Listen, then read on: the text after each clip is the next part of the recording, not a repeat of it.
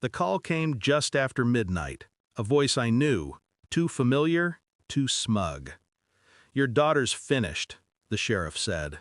I could hear the ice clinking in his glass. He was drunk, maybe, or just high on the power he thought he owned. "My boy broke her arm. She should have stayed quiet. This is my town."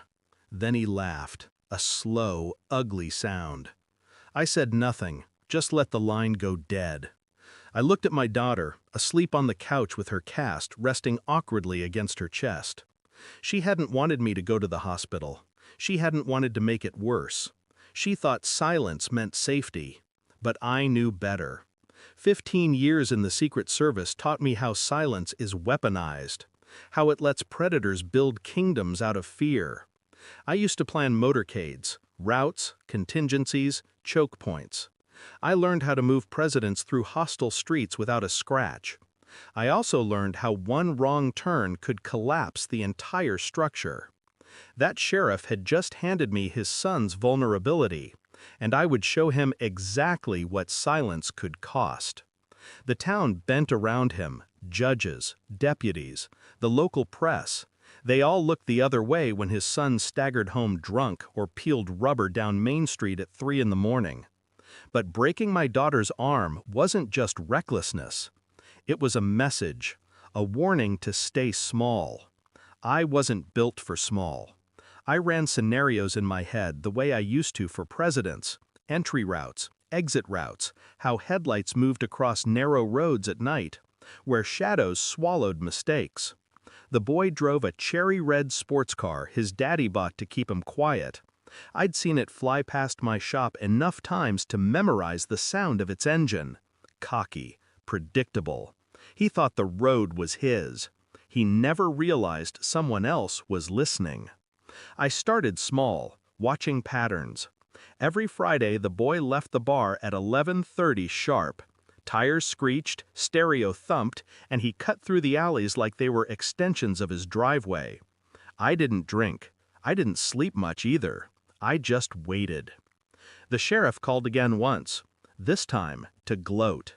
"Your girl cry yet?" he asked. "She'll learn. You'll learn. I'm untouchable." I bit down so hard my teeth hurt, but my voice stayed calm. "You're right," I said. "You own this place."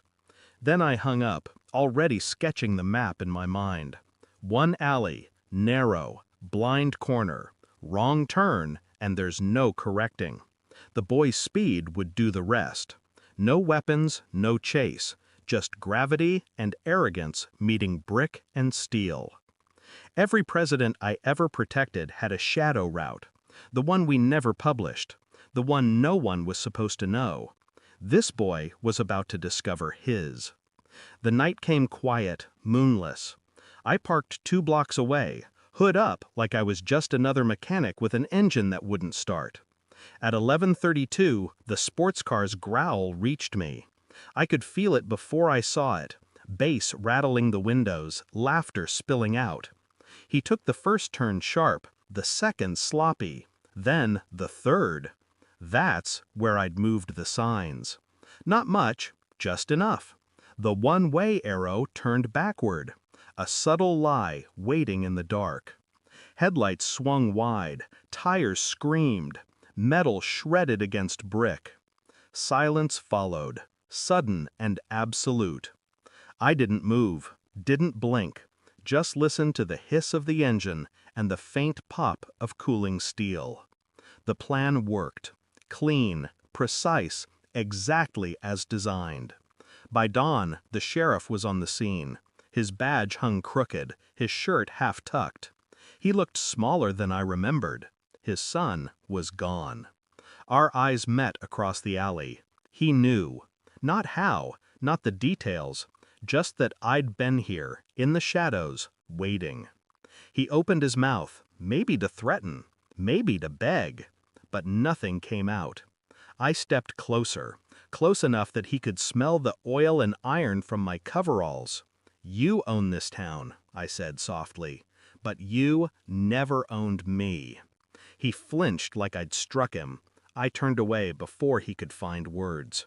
I didn't need them. The wreckage behind him was louder than anything he could say. That morning, my daughter stirred in her sleep, unaware of the sirens echoing miles away. She still believed silence meant safety.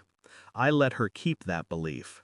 For me, silence was different. It was a blade, and I had learned how to sharpen it until it cut clean through power, through arrogance, through the myth of untouchable men. The sheriff would wake every day to that alley, to the sound of twisting steel in his head, to the truth that his kingdom had walls thinner than glass. Me? I went back to the garage, wiped grease from my hands, fixed engines. The world thought nothing had changed, but the boy's car never passed my window again.